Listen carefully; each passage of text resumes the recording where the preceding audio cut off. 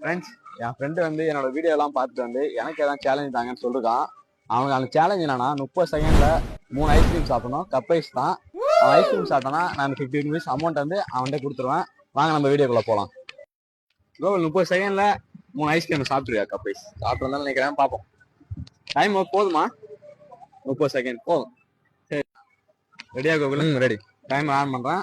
1 2 3.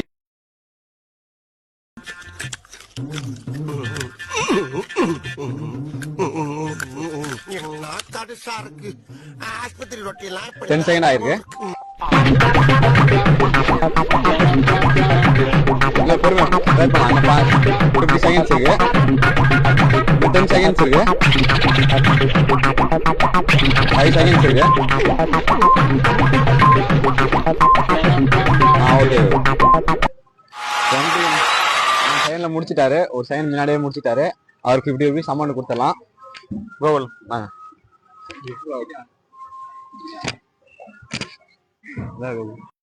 நன்றி நன்றி நன்றி. அவர் ஜெயிச்சுட்டாரு. ஜெயிக்க மாட்டாங்கன்னு நினைச்சேன்.